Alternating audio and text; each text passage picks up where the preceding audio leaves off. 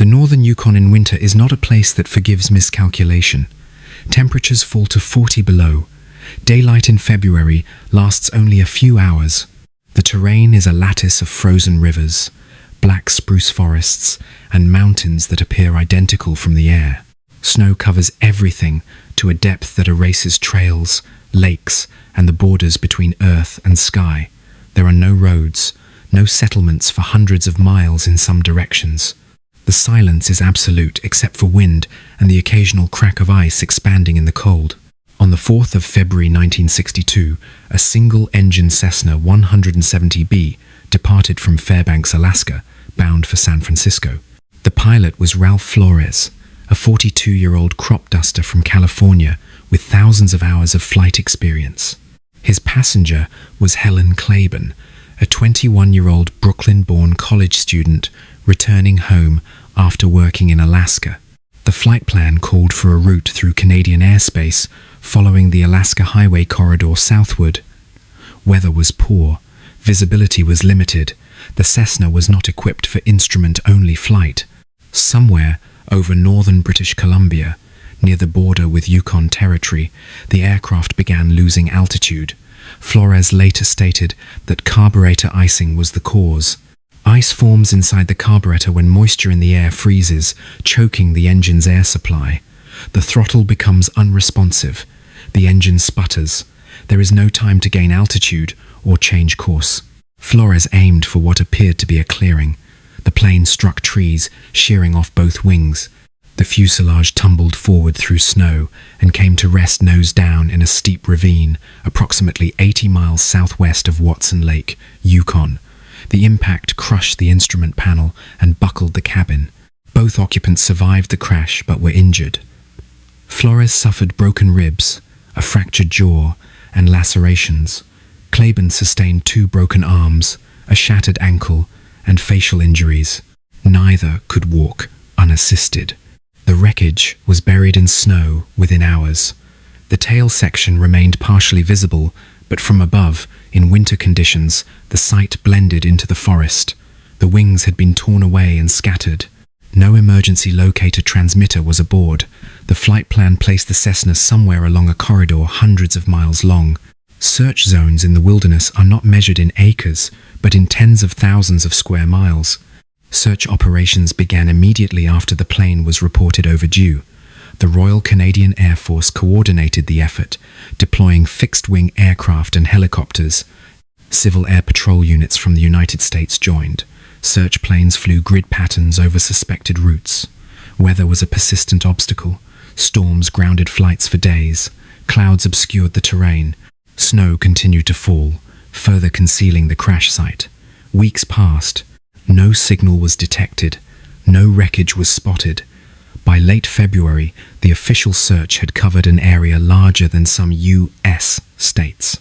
The probability calculations used by search coordinators began to trend towards zero. On March 6, after 1 month of sustained effort, the search was formally suspended. Official statements noted that no evidence had been found and that survival beyond 30 days in those conditions was unlikely. The families were informed. News coverage faded. The case was moved to inactive status. Inside the wrecked fuselage, Flores and Claiborne were still alive. Flores took control of the survival effort from the beginning. His injuries were severe, but his mobility was greater than Claiborne's. He could crawl. He could move his arms. Claiborne, with both arms and one leg effectively useless, could do almost nothing without assistance. Flores pulled supplies from the cabin: 2 sleeping bags, a small amount of canned food, a few tools, matches, and a tube of toothpaste. The toothpaste, later, would be consumed for its caloric content. There were 4 cans of Spam, 2 cans of fruit, a jar of instant coffee, some crackers, and sardines. Rationing began immediately. Each person received a single spoonful of food per day.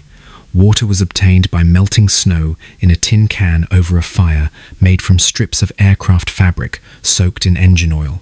Flores built a lean-to shelter against the fuselage using seat cushions, fabric, and branches. The structure was crude, but it blocked wind.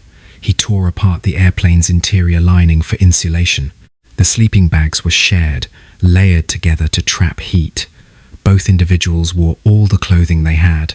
Temperatures inside the shelter rarely rose above freezing. At night, they pressed together to share body warmth. Claiborne could not move without help, so Flores repositioned her periodically to prevent frostbite. Her broken ankle swelled grotesquely. Flores fashioned a splint from cabin debris and fabric strips. He set his own fractured jaw by hand, feeling the bone shift back into rough alignment. The first 2 weeks were focused entirely on immediate survival, warmth, water, and preventing infection. Flores melted snow constantly. Dehydration in extreme cold is as dangerous as in heat.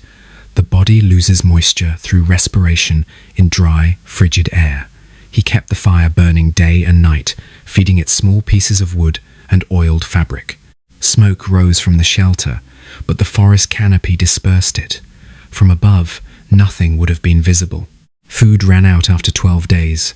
Flores had stretched the supplies as far as they could go, but spoonful rations can only delay starvation, not prevent it. He began searching the surrounding area for anything edible. He found no animals, no tracks. The snow was too deep, the cold too extreme for most wildlife to be active. He tried setting snares using wire from the plain, but nothing came. He attempted to fish through ice on a nearby frozen creek, but without proper tools or bait, the effort failed. He chewed on bark and pine needles, but they provided no calories. He returned to the fuselage repeatedly, searching for overlooked material. He found a small tin of bouillon cubes, which he dissolved one at a time in hot water. Each cube was divided into portions over multiple days. Claiborne's condition deteriorated. Her broken bones showed no sign of healing. The pain was constant. Flores had no painkillers beyond the distraction of conversation and routine. She could not move her fingers. Her feet turned dark from poor circulation. Flores massaged her extremities to maintain blood flow, a process that caused intense pain but was necessary. She began losing weight rapidly. Her face became gaunt. Her speech slowed. Flores himself was weakening. His ribs made every breath painful. His jaw, improperly set, made chewing impossible even if food had been available. He subsisted on melted snow and coffee made from grounds reused multiple times until the water no longer changed color. By the 4th week, both were starving. The body begins consuming itself when external calories are unavailable. Muscle tissue is broken down first, then fat, then finally organ reserves. Mental clarity declines. The cold becomes harder to tolerate because the body lacks fuel to generate heat. Movement requires exponentially more effort. Flores continued to gather wood, but each trip outside the shelter took longer.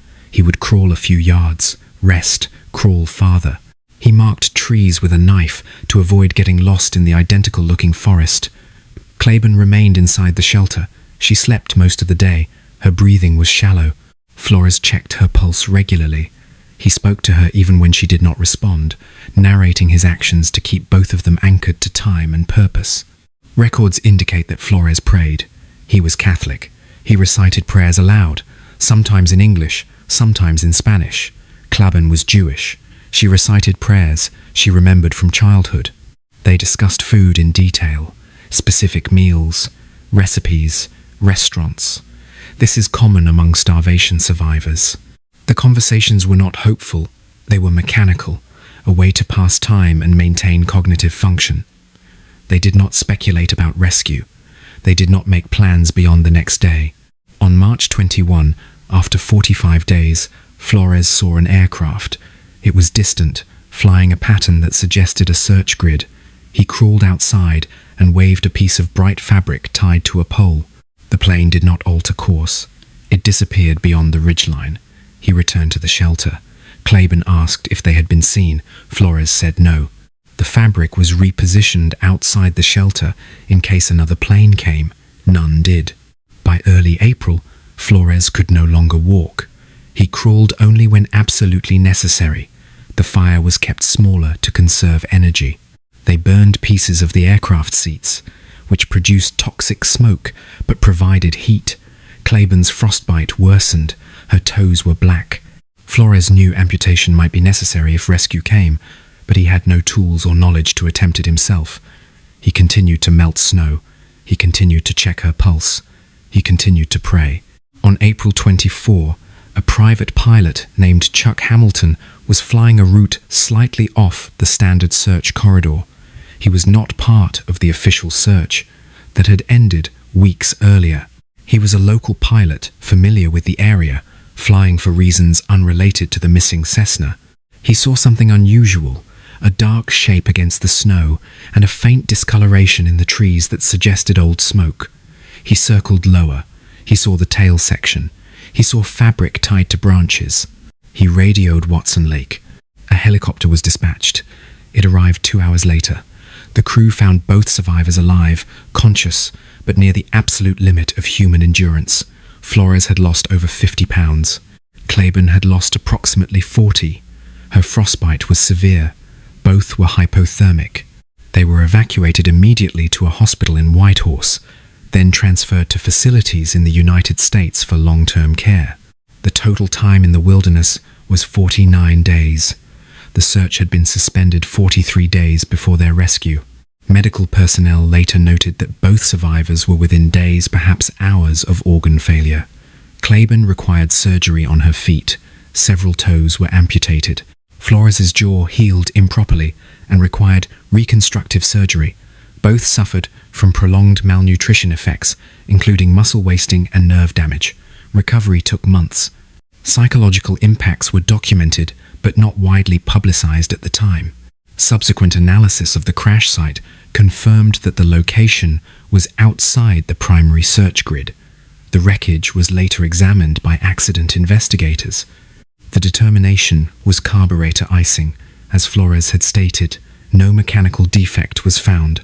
The crash was attributed to weather conditions and the limitations of the aircraft's equipment. No fault was assigned. The survival was not a miracle. It was a product of specific actions: rationing, fire maintenance, shelter construction, and the systematic management of injury and cold. Flores's experience as a pilot gave him familiarity with emergency procedures and resource conservation. Claiborne's survival was largely passive. She could not contribute physically, but she remained mentally engaged, which Flores later said was crucial. Her presence gave him a reason to continue routines, even when his own body was failing. There was no triumph in the outcome. Both individuals were permanently injured. The rescue was accidental, not the result of skill or planning. Had the private pilot flown a different route, or if weather had prevented the flight, neither would have been found alive. The margin was that narrow. The case was studied by survival experts and search and rescue organizations. It demonstrated the limitations of aerial searches in forested, snow-covered terrain. It reinforced the importance of emergency locator beacons, which were not yet mandatory in 1962. It also illustrated that survival beyond the expected window, beyond the point where search efforts are suspended, is possible, though rare. Flores and Claiborne both gave interviews in the years following the event. Their accounts were consistent with each other and with the physical evidence. Neither romanticized the experience. Claiborne described it as the longest and most painful period of her life. Flores noted that he had done what was necessary and that chance had played the decisive role in their rescue. Both returned to relatively normal lives. Claiborne married and had children. Flores continued flying.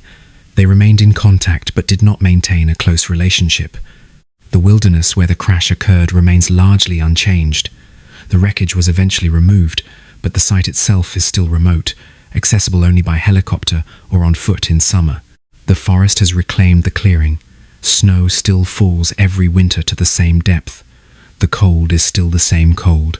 Survival in such conditions is not about courage or willpower. It is about small, repeated actions: melting snow, feeding a fire, checking a pulse, marking a tree. It is about the mechanics of staying alive when the environment is indifferent and rescue is uncertain. Flores and Claiborne survived because they performed those actions without deviation, even as their bodies failed, even after the search ended, even when no reason remained to believe anyone was looking. The significance of their story lies not in heroism, but in persistence. They did not overcome the wilderness. They outlasted it, barely, until an unrelated event brought them back into the world. The line between survival and death in that environment is measured in hours, sometimes minutes. They remained on the survival side of that line for 49 days, and then they were found. That is what happened.